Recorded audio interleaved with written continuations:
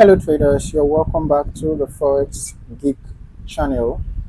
In this video, we're going to be diving deep into one of the most powerful tools in technical analysis, and that is Fibonacci retracement.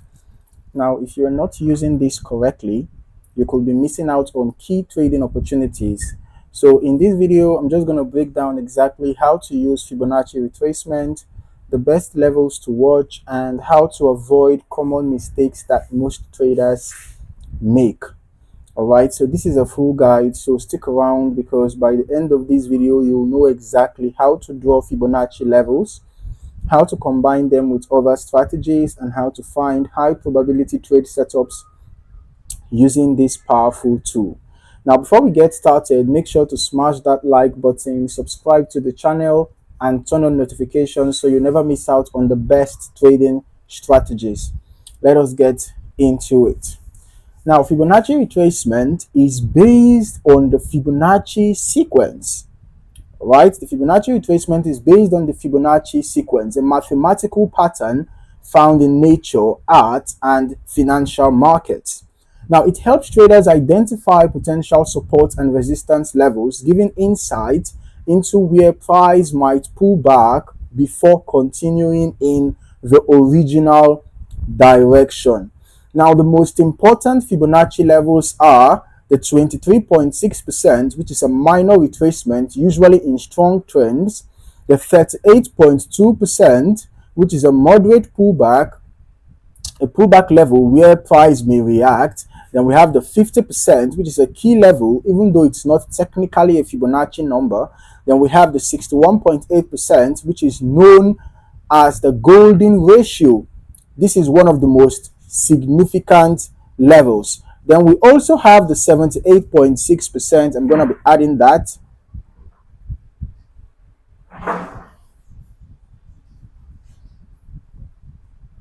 So the 78.6% is a deep retracement, which is often the last line of defense before a reversal. Now, these levels act as psychological points where buyers or sellers step in, making them crucial for identifying potential reversal zones.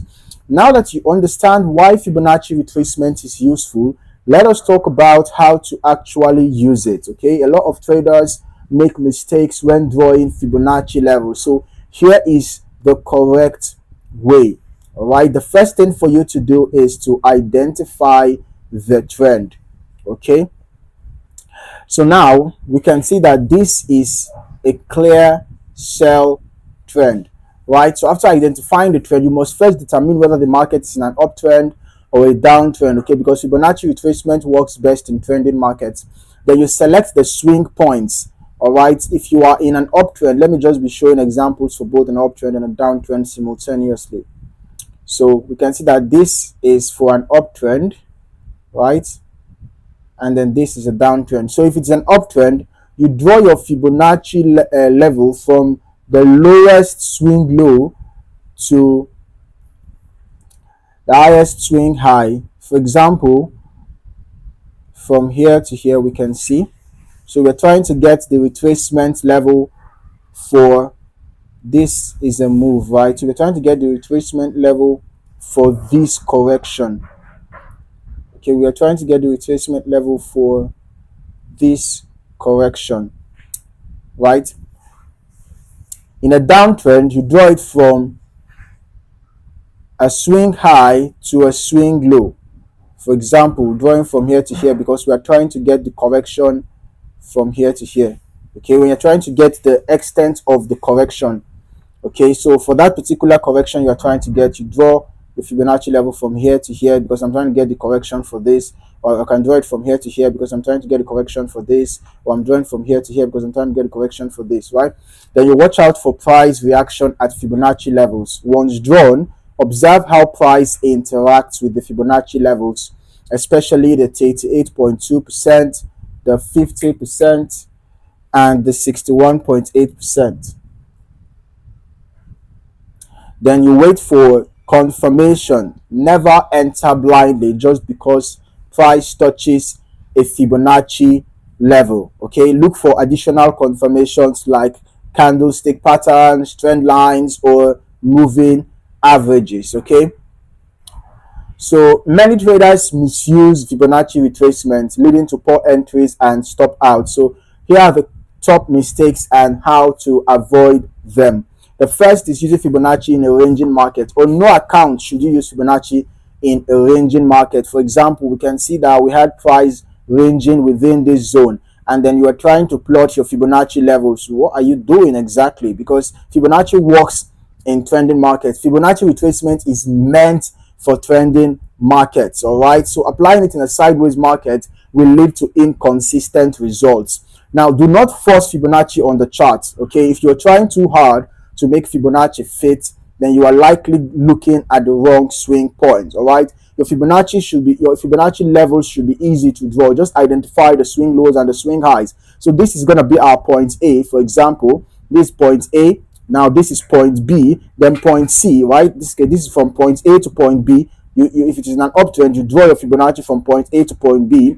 Then the point C is the level to which the price retraces. Now this is going to be our point C. So our point C was, the retracement level around the 50% Fibonacci zone, right? So we can see that in this uptrend, this particular correction was, found to end between the 50% and 61.8%. Then our point D is now going to be like our target points, right? This is point A, point B, point C. Point A to B is where you're going to draw your Fibonacci line. You're going to extend it from point A to point B. Then point C is the level where the retracement is expected to end, and that's going to be the levels that the Fibonacci retracement is giving you. Okay, just be looking out for possible rejections around one of those levels. All right, so once you have gotten the confirmation of the rejection point, then you can enter a trade. If it's an uptrend, enter a buy trade in the direction of the trend, and you'll be aiming to ride that buy until point D. Okay, now that is it, right? So do not force your Fibonacci on the chart. Okay, just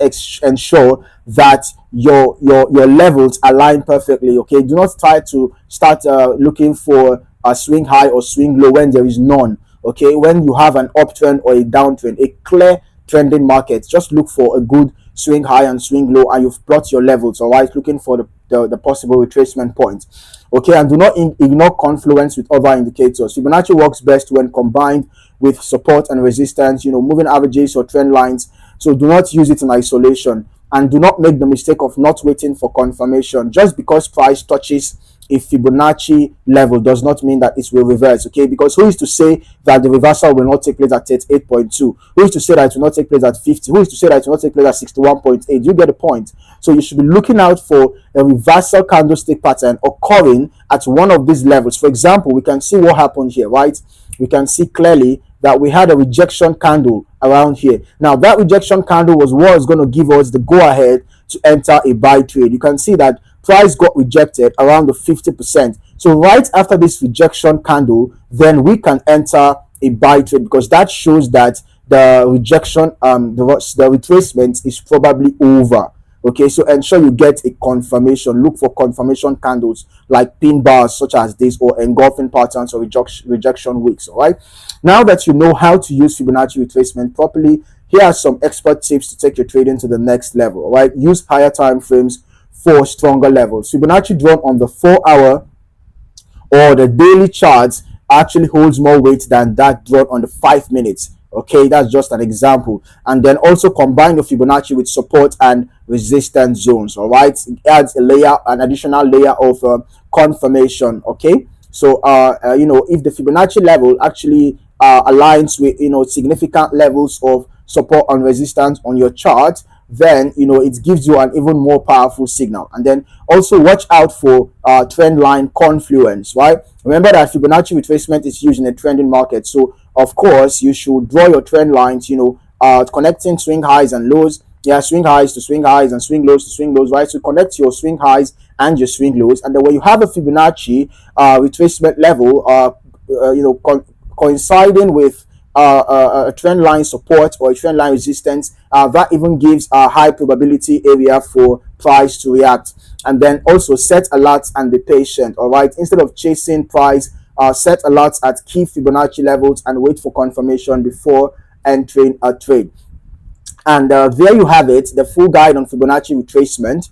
Now you know how to correctly draw Fibonacci levels and best levels to watch, and how to avoid mistakes that can cost you money. So if you found this video helpful, make sure to hit the like button, subscribe to the channel, and turn on notifications so you don't miss the next powerful trading strategy.